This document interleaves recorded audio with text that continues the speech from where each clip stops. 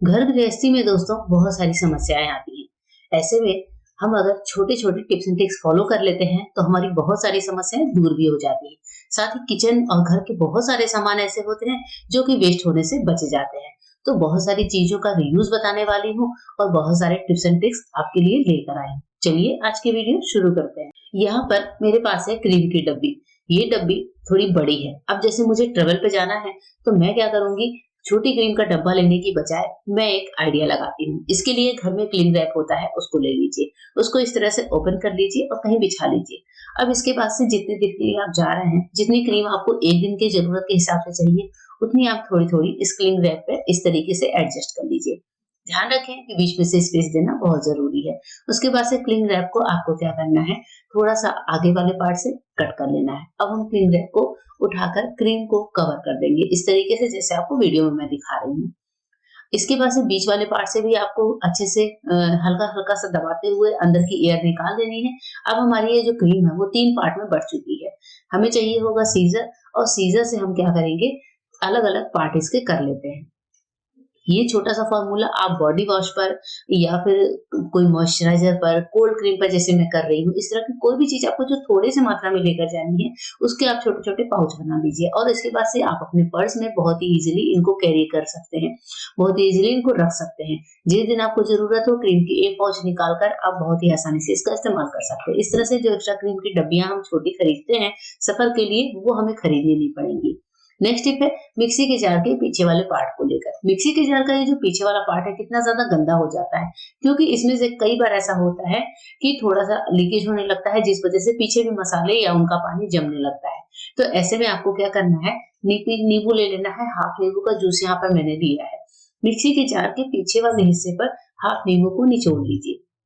अगर आपके पास घर में नींबू नहीं है तो आप व्हाइट विनेगर का भी इस्तेमाल कर सकते हैं। उसके बाद से आपको लेना है थोड़ा सा बेकिंग सोडा, खाने वाला सोडा, और यहाँ पर डाल देना है। आप देखेंगे कि फटाफट से रिएक्शन शुरू हो जाता है, और जब रिएक्शन शुरू होता है तो ये थोड़ा सा ऊपर उठ कर आता है। अगर आपको लगता है कि अभी मिक्सी का जार का जो पीछे हिस्सा है वो पूरा डूबा नहीं है, तो आप यहाँ पर थोड़ा सा पानी या फिर विनेगर या नींबू का रस थोड़ा सा बढ़ा भी सकते हैं। जो सोडा ऊपर की ओर था उसको मैं स्पून की मदद से पीछे पीछे कर देती हूँ। इस तरीके से क्या होगा, जितनी गंदगी जमी है वो बहुत अच्छे से साफ हो जाती है। इसको हम एक बार 15 से 20 मिनट के लिए साइड रखकर छोड़ देते हैं। 15 से 20 मिनट के बाद मैं आपको दिखाती हूँ। देखिए अभी मुझे ऐसा लगा कि थोड़ी सी गंदगी ज्यादा है, तो मैंने यहाँ पर विनेगर मिक्स कर दिया है। इसके बाद से मैं इसको 20 मिनट के लिए छोड़ दूंगी। 20 मिनट के बाद जो मिक्सी का जार है वो बहुत अच्छे से साफ हो जाता है। आप देख रहे हैं झाग नीचे बैठ चुका है, नीचे बहुत ज्यादा गंदगी इस तरह से इकट्ठी हो चुकी है। और इसके बाद से आपको क्या करना है, थोड़ा सा ब्रश लेकर एक कोई भी, और ब्रश से अच्छे से इसको रगड़ दीजिए। बस इसके बाद से आप चाहें तो डिटर्जेंट नहीं भी लगाते हैं तो भी हमारे मिक्सी का जार बहुत अच्छे से साफ हो जाता है। ये देखिए पानी कितना ज्यादा गंदा है। मैं ये नहीं कहती कि मिक्सी के जार को इतना गंदा कर लेना है, पर कभी कभी हम क्रिएटर्स को वीडियो बनाने के लिए कुछ चीजों को गंदा करना ही पड़ता है। इसके बाद से ब्रश रगड़ कर नॉर्मल पानी से वॉश कर दिया है, और लीजिए हमारे मिक्सी का जार बहुत अच्छे से शाइन करने लगा है। जो साइड में आपको दरार दिख रहा है वो पहले से है, तो बाकी चीजें बहुत अच्छे से क्लीन हो चुकी है। नेक्स्ट टिप की तरफ बढ़ते हैं। जब हमारे पास मूंगफली होती है, जैसे इस बार मैंने बहुत ज्यादा मूंगफली मंगाई, तो मैंने इसके दाने छील कर रख लिए पूरे साल के लिए, क्योंकि मूंगफली के दाने काफी ज्यादा महंगे मिलते हैं, और ऐसे में दाने सिंपल डिब्बे में भर के रखूंगी तो इनमें कीड़े पड़ने का डर होता है। तो दानों को स्टोर करने से पहले मैंने यहाँ पर डाला सरसों का तेल। लेकिन एक बात का खास ध्यान रखें कि अगर आप दानों को व्रत के लिए स्टोर कर रहे हैं तो सरसों की जगह मूंगफली का तेल या फिर सूरजमुखी के तेल का इस्तेमाल कर सकते हैं। उसके बाद से अच्छे से ऑयल को रब करके इस दाने को डब्बे में भरकर स्टोर कर लीजिए। दाने बिल्कुल भी खराब नहीं होते हैं। परफ्यूम के खाली बॉटल होते हैं, हम उनको अक्सर फेंक देते हैं या फिर बच्चों को खेलने के लिए देते हैं या डस्टबिन में डाल देते हैं। मेरे पास जब भी परफ्यूम की खाली बॉटल होती है दोस्तों, तो मैं उसका इस्तेमाल कैसे करती हूँ, चलिए मैं आपको बताती हूँ। इस तरीके से क्या होता है कि हमें फ्री में फ्रेग्रेंस मिलता है। परफ्यूम के डब्बे पर जो ढक्कन होता है उसको हटा देना है, और परफ्यूम की बॉटल को इस तरह से कपड़ों के बीच में रख देना है। कपड़ों के बीच में रख रख कर परफ्यूम की बॉटल को भूल जाइए। इससे हमारे जो कपड़े हैं वो बहुत ही अच्छे स्मेल से भरे हुए रहते हैं। जब हम इन्हें पहनने के लिए निकालते हैं तो कपड़ों से कभी भी ऐसी स्मेल नहीं आती जैसे वो पुराने के टाइम पे पहनते हैं। बस इनमें परफ्यूम की स्मेल आती है और पहनने में बहुत ज्यादा मजा आ जाता है। नेक्स्ट टिप के लिए मैंने यहाँ पर लिया है एक स्पून। इस तरह का एक बड़ा स्पून ले लीजिए। स्पून को पहले आपको अच्छे से गर्म कर लेना है। जब स्पून अच्छे से गर्म हो जाए तो फिर आप गैस को बंद कर दीजिए। गर्म स्पून पे हम करेंगे एक काम।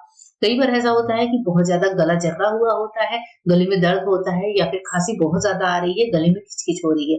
ऐसे टाइम पे स्पून को गरम करके इसमें डाल लीजिए 1 चम्मच शहद। शहद को डालने के बाद आपको यहाँ पर लेना है थोड़ा-सा काली मिर्च का पाउडर।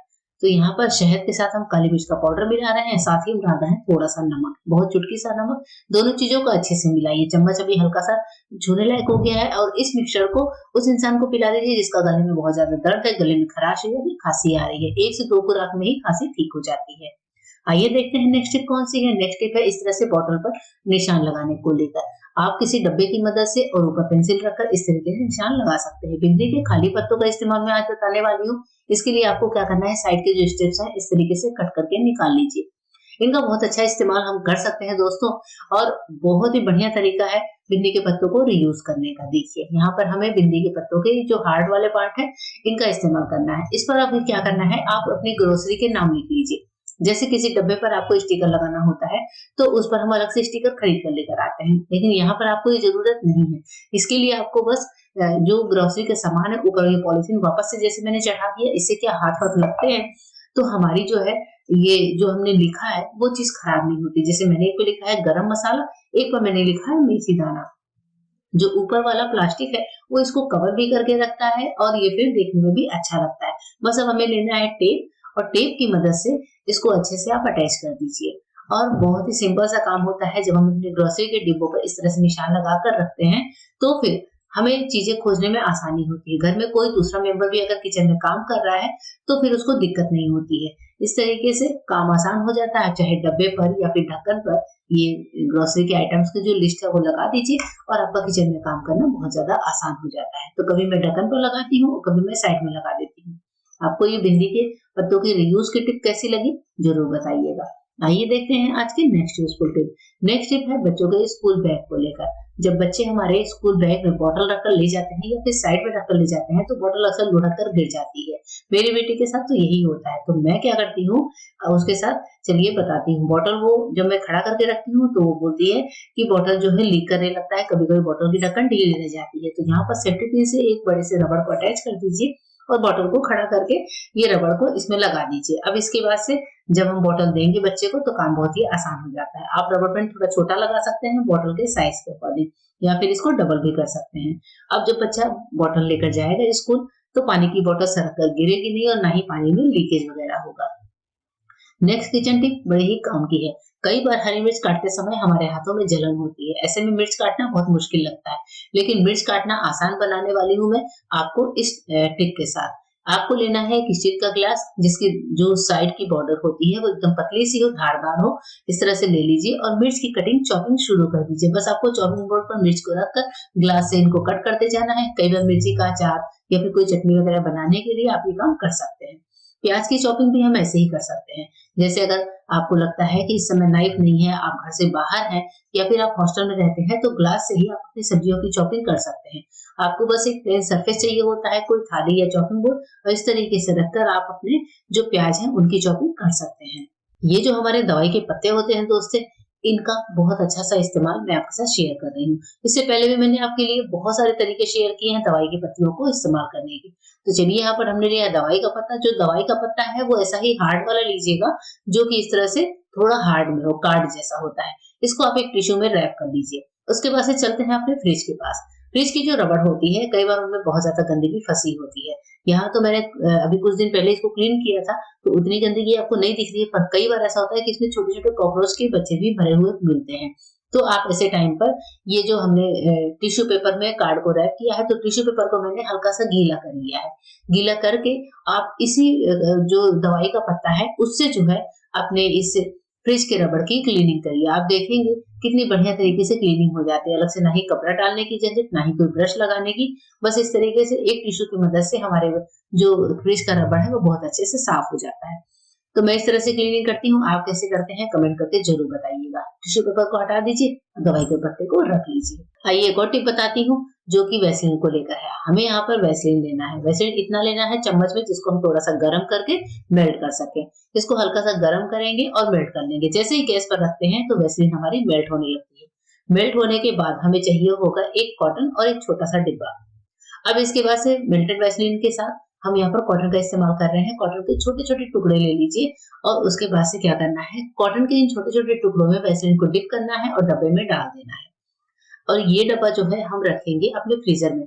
जब भी हमारे हाथों में दर्द हो, हाथों में कहीं जलन हो, कट फट गया हो, हम कहीं जल जाते हैं तो इस रुई के हिस्से को आपको फ्रिज से निकालना है और उसके बाद से अपने हाथों पर, शरीर के किसी भी हिस्से पर जहाँ पर जलन वगैरह हो रही है, कहीं कटने का निशान है, वहाँ लगा दीजिए। आपको इसके बहुत ज़्यादा बेनिफिशियल रिजल्ट मिलेंगे।